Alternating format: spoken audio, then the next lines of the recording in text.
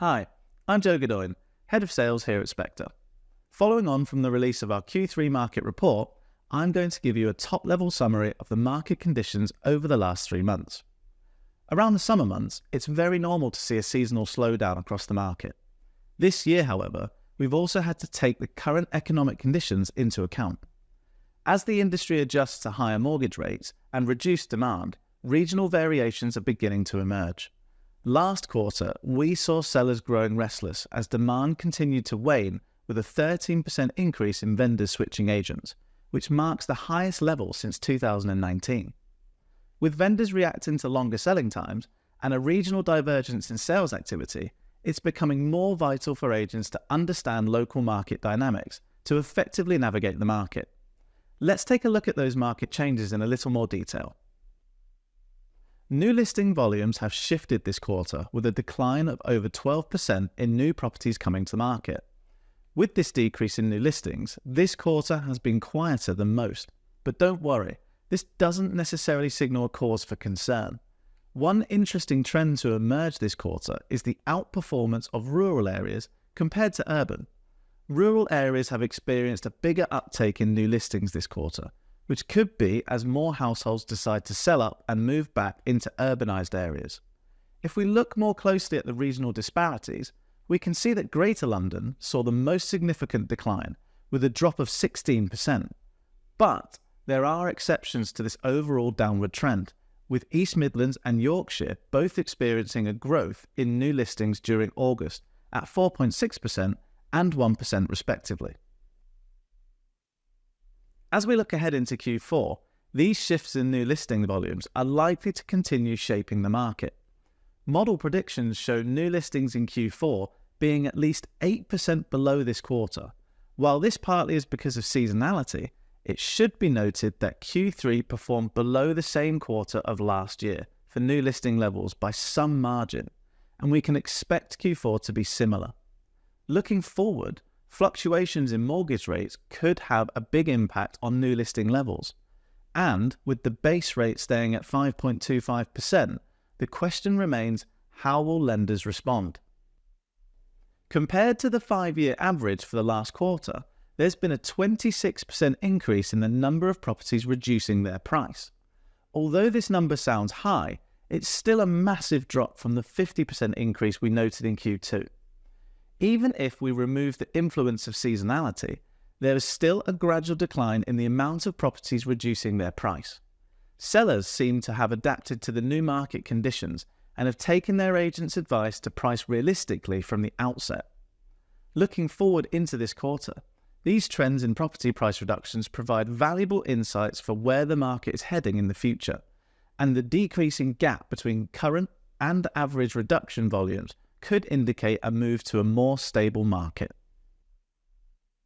It's likely that sales falling through hit a peak in July of this year, and agents should expect to see a gradual decline into autumn. If we look regionally, Greater London had the fewest sales falling through, while Wales experienced the highest. And rural areas as a whole saw a 13% increase in fall-throughs.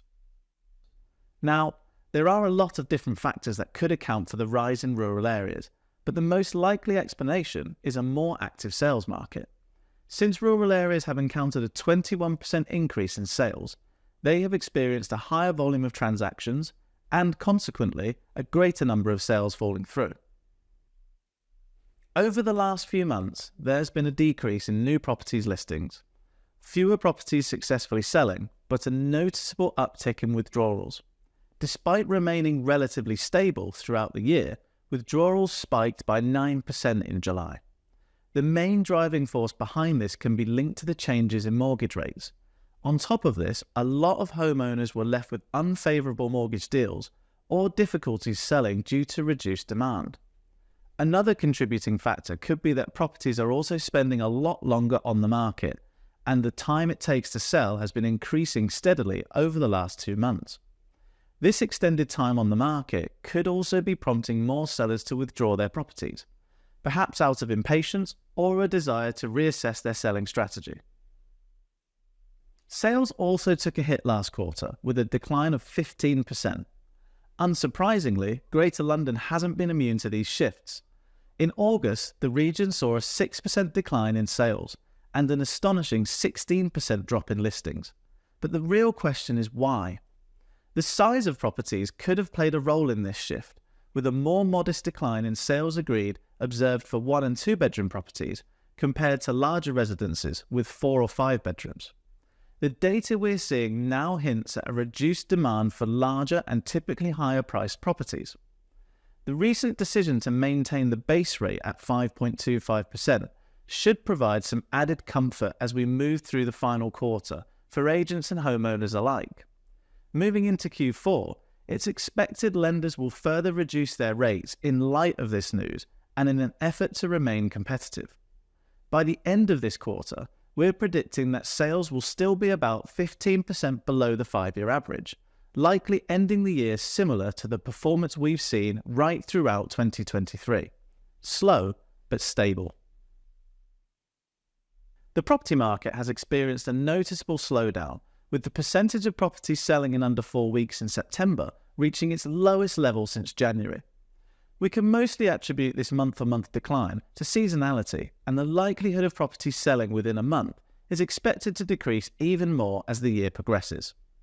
Recent years have seen a faster-paced market that puts buyers at a disadvantage.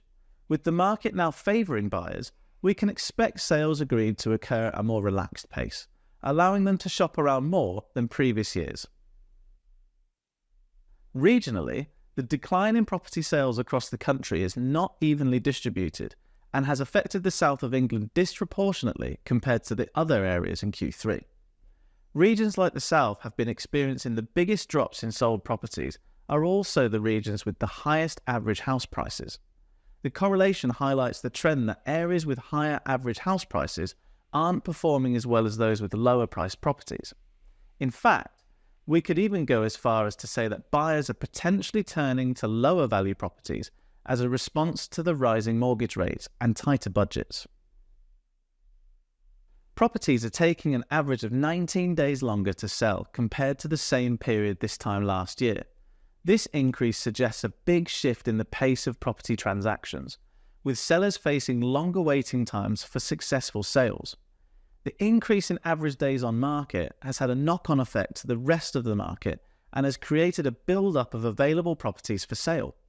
Currently, the market has 18% more properties for sale than at the beginning of the year, which, coupled with the prolonged selling times, could indicate growing challenges in the matching supply with buyer demand. Thanks so much for watching our Q3 market report breakdown. I hope you found it useful. For further insights on the market and deeper analysis into the trends for last quarter, download the full Q3 market report. And if you want to find out more about how Spectre can help your agency win more instructions in any market condition, book a demo to chat with one of our experts today. Likewise, if you have any questions, feel free to email the team using the email here. Thanks again for watching, and be sure to keep an eye out for all of our upcoming content, and I'll see you all again soon.